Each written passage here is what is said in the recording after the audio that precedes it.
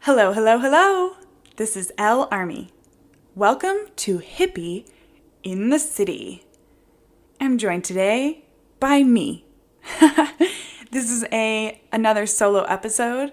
I am talking about how to be a good wife and a fierce feminist. It's a stream of consciousness.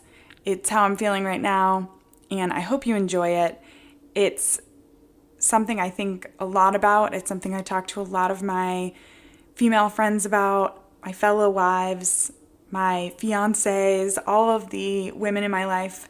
So I hope that you get some wisdom, get some inspiration, and want to share in this dialogue with me. It's something that's important to me, and I think if you set the right boundaries and hold the right space, you can be both an excellent wife and a fierce feminist. They are one and the same. They are not at odds with each other. You just have to know which eggs to put in which baskets. Have fun listening.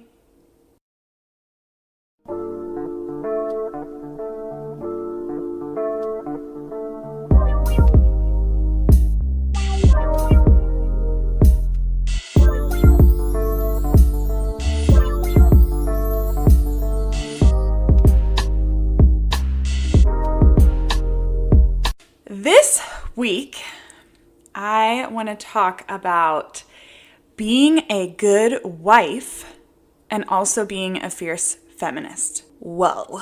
So I've decided that the weeks that I'm not interviewing a thought leader, spiritual leader, entrepreneur, or an artist, I'm going to release an episode, a solo episode. I'm going to pick a topic, talk about them. They'll be a little bit shorter than my interviews.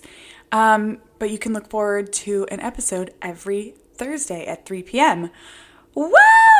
More content to love, more content to ponder. I am about 1 year into my marriage with my wonderful, fabulous husband, Scott Army. Being a wife comes with this pressure to be, good at things that maybe you didn't care about being good at when you were single or just a girlfriend. And the same goes for men too. I'm just going to speak on my own experience, but I know that Scott feels pressure to be the perfect husband or the perfect male partner, whatever that means in his mind. And I definitely feel that as a woman who's a new wife, you want to provide these things that that seem to be expected of you. And for me, that it goes almost in direct contradiction with who I've been, growing to become. I've always felt really connected to women and women's issues and women's health and all these things. Of course I am a woman myself, but I really think about all that we have going on inside of our bodies as women. Whether you're on the intense end of the emotional scale or not, we all go through PMS that really stir up crazy emotions in you. Whether you have a heavy period or a light one, you still have, hormone fluctuations. So it's something we have to deal with. It doesn't matter how well you're doing in therapy or your job or anything. Like once a month, we feel like shit, and we might get pimples and backaches and cry for no reason or get irritable for just no reason. Like the fuse that we have is just gone. Like there just is no fuse. You look at me the wrong way, like I'm about to snap. Sorry, I don't know where that came from. It's just extra progesterone, I guess. So there is this fluctuation of emotions that I think we have to deal with as women that men don't have to deal with. And so I've always been just really conscious of other women and how they feel and what they're going through. And I'm constantly asking my friends and other women, sometimes maybe before it's appropriate, how do you feel? What do you think about that? Are you doing okay? It's always been a deep concern of mine. And I think that sort of empathy and care and kind of understanding that I try to have is a good thing, and it is also, can be overkill. So now when I transition some of that into trying to be a really good wife, I sometimes have this internal battle. It's almost like the feminist and the wife battle sometimes, if that makes sense, where I'm like, oh, I want to, have dinner ready on time, and I want it to look Michelin star ready. I like to plate it and like be crazy. I also think quarantine is doing that to me because I don't have much else going on. So I want to be fantastic at the things I'm doing. Sometimes it's like I will be mid cooking or cleaning or any of these things that like typically fall into the wife role. And then in the middle of the task, I find myself getting pissed. And this is not on my period. This is like, I am mid-sweep and I'm like, why the fuck am I sweeping this damn floor? This is not what I, have amounted to. This is not what I went to college for and being creative for. And I have this struggle internally. I don't let that out because that's not fair and that's not rooted in reality. So I have like a conversation with myself. I'm like, hey, hold up. Scott is doing a lot for this family. He's doing so much. Providing, being such a good partner, making me laugh. Like, he also would fucking sweep, like it is not a stance. It's not me versus him. We're on the same team. And something that actually my mother-in-law, Scott's mom, Joanne, told me was that has really, really made me have a sense of comfort in this new phase of life is the seasons of life. She said, it's not about necessarily being 50-50 all the time, every day.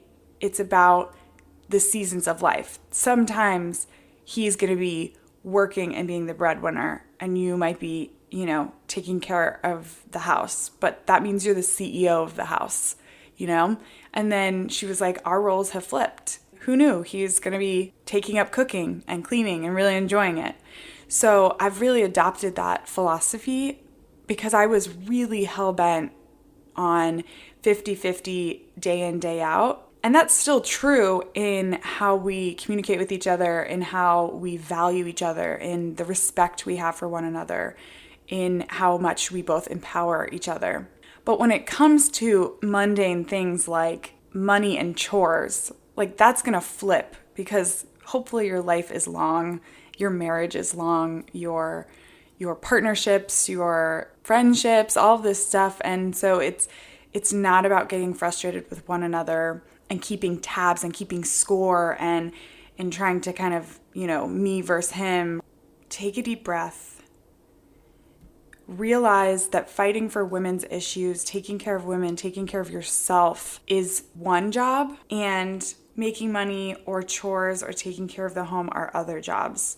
That is where I think for myself, learning to compartmentalize has been really helpful because I'm doing this podcast to connect with people who are not equal, who are marginalized, who are fighting for their artistic expression, for their career, for their entrepreneurship, for their thinking, their free thinking that might be not in the mainstream.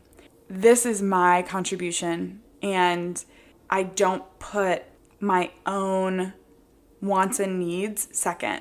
I put them right up top with the health and happiness of my family. So that has helped me to set boundaries. I don't put my own things second and worry about Scott's happiness and food and Ruby and cleaning first, because that makes me lose myself. It makes me resentful. And that is detrimental to not only myself, but also the health and happiness of my family. So that's something I've really been learning to do. And when Scott and I have disagreements or we just see things differently, I really try my best to, give it to him real, don't back down, but say it with compassion. Here's how I feel, and here's what's going through my head, and here's my perspective on the world. So you've just got to give me that grace. And the same goes for him, if he's like, I don't feel like you're seeing me, or, we haven't connected in a while as a couple or as partners. And the thing that gives me the most energy and the most fuel in this relationship is that he is my biggest supporter and I'm his biggest supporter. He wants me to shine bright and beautiful as an actress, an artist, a feminist. To him, being a wife is not cooking and cleaning. If those things make me happy and I'm enjoying them right now, cool. But if I stop, he'll pick it up. We'll figure it out. Like that, it's not a make or break situation. And I had to have that conversation with him because my mentality was something other than his expectations, And I think you can get into that as a couple where you put this pressure on yourself. You have this checklist in your head that you think the other person wants when they didn't say that. They didn't expect that of you. And you put that on them. And it becomes this kind of entangled web that needs to get cleared out sometimes and just go like, hey, can we check in? Can we touch base? Scott and I like to do monthly business meetings, and it's about how we're feeling in our relationship and how we're wanting the business of our family, so to speak, to evolve and develop and where we want it to go. And we call it a business meeting so that we both feel like we are at the table, at the conference table, saying what we need to say, weighing in as unbiased board members, if you will, so that it is a free space to say how you feel, to say what you think could be improved, where you want things to go. And it doesn't have to feel so scary or emotional, but I mean that in the sense of raw emotion. Like, that the monthly business meeting is coming up, so you're like, cool, I can express that then. I don't have to be like, oh, shoot, we're having a really good day right now. Do I really want to bring up that, like, uncomfortable money situation? Or you're already having a disagreement or, a discussion, and you're like, well, I don't want to pile it on by bringing up this other thing. So sometimes it just creates a nice space for you to talk about your relationship in a way that is separate from the two of you, because that's how it is. He has his life and his hopes and dreams. I have mine, and our relationship has its own. It has its own goals and timelines and hopes and dreams. So to talk about that in a way that's constructive and has its own space, I think is responsible. And just being able to say, like, I'm not trying to change you. I'm just trying to be here for you and be a cheerleader and watch you grow and be so excited for it is the best thing you can do for your partner. It's the way that you go about it that you have to do as a team. If you're ever feeling like undervalued, you're just the cleaning lady, you're just the cook, stand up for yourself, take a break, say something, communicate it. Don't just throw in the towel and say fuck it, because that's going to make everybody confused. It's going to make you feel really frustrated that you just blew up that way. And there's a lot of good action you can take to be a feminist at the same time as being a good wife. And, for me, a certain type of mother, really engaged and involved, teaching them about plants and making tea, all the hippie things.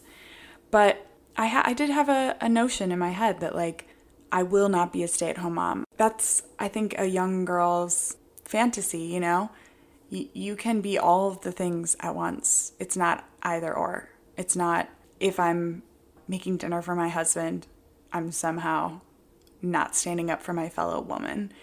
I mean, it can be true if you aren't taking action, but I think if you can take action, you certainly won't be frustrated on the days that you are making you and your husband dinner or sweeping or whatever, because life is long.